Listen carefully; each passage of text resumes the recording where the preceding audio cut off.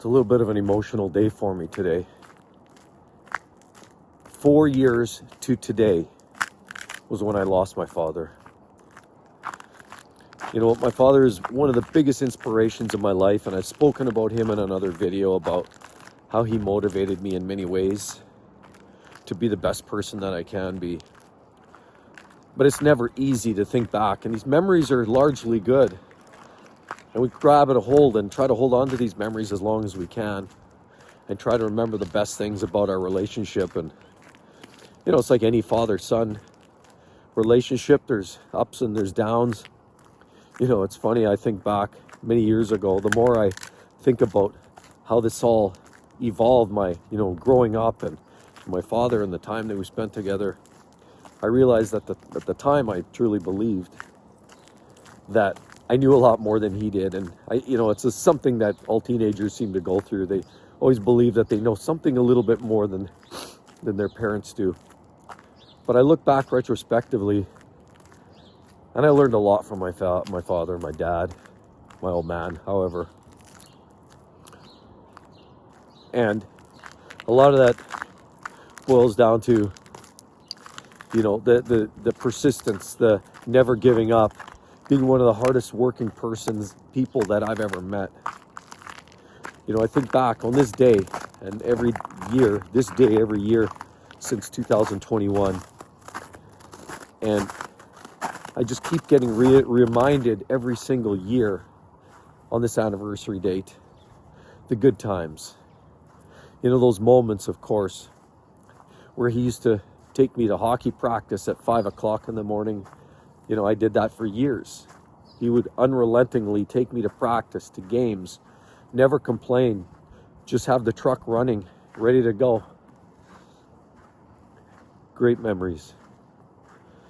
Also, great memories too of, going through, my adolescent years, being close enough and connected to say, hey, Mark, you know what, I'm always here. If there's anything, just let me know. Otherwise, I'm not going to get in your way. He was this, I've spoken about this, he was this strong, silent type. And so he wasn't the type to blabber on, but he just let you know, there's that gentle nudge, that tap on the shoulder, just to let you know that he was still around there for you. I think about all those Sunday morning golf games that we had. I remember this one case. I'm surprised he didn't get downright mad. I was having the worst game of my career. It must have been the worst game ever. I don't know what it was. It was a bad day, a bad morning, bad game. I just couldn't hit the ball worth anything. And I remember this very, very clearly, still to this day. I was standing on the tee box. I was getting ready to swing. And he wasn't in front of me, of course. He wasn't in my way to shoot towards the tee box or towards the fairway. He was over on the golf cart, or on the cart path. And he's standing there just waiting for me to tee up. And so here I go. I tee up. I duff one. Okay, he says, just pick it up. Don't bother. Just put another one on. So I did that. Put another one, teed it up. I whiffed her again. Oh, now I was getting frustrated. As you can imagine how that goes. If you golfed, you can appreciate that. I put another one up. He said, just do it. Get it up there. Let's just get it right down the middle. Come on, Mark. You can do it. Right down the middle. I teed it up. I took a swing. Wham! Right off the toe. And the ball went straight towards him at a 90-degree angle. Hit his golf bag, which he was standing right behind. Almost hit my father with the golf ball.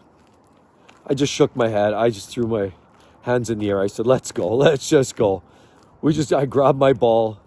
We walked out to 240 yards out there where his tee shot landed. And we just sat there and chuckled, and I just dropped my ball and started playing it from there.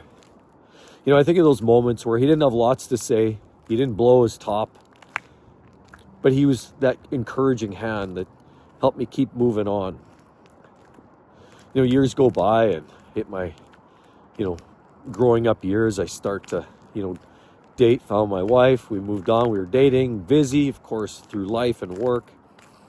Of course, everybody, as teenagers, you start moving into your 20s. You start changing perspectives and attitudes. And I didn't spend as much time with them. And then probably there was about a 5-year 8-year gap, and then all of a sudden we started getting back together, golfing a lot more regularly again. And it was those moments that was just refreshing how much I was missing for those few years and how much I missed them. Because I saw, if there's one thing that I learned from my dad, it was lead by example. He wasn't the kind here to tell me, hey, Mark, okay, here's steps 1, 2, 3, 4, 5. He wasn't that type. He wasn't the teacher. He wasn't the demonstrator. He was the one that was rolling up his sleeves and got his fingers dirty. He was a carpenter. He showed me a lot of things. And if I was in there to stick my head in there, I learned a lot because he was very experienced, very smart. And he'd give me a few tips and pointers along the way. But it was really up to me and my own drive to realize that he had all the information in the world that I needed at the fingertips. I just had to be motivated enough to hang around. And I learned that over the years. And as years went on, I realized he calmed down. Things changed. He mellowed out even more. He got even quieter and even more retracted over the years. And the more time went on, the more I realized the lessons that he taught me in life. Patience is a virtue. Caution, helping others. Hard work. And like they say, hard work never gets you anywhere. Well, some people's ideas, that's exactly how it is. Some people say work smarter, not harder. And while I do believe there's an aspect of that, you have to be intelligent about the approach, planning, and all of that. I did learn one thing. Hard work pays off. And I learned all of that from my dad. And today is really just more of a tribute about the man I've become. Hardworking, persistent, unrelenting, and one who respects people that have earned my respect, and vice versa.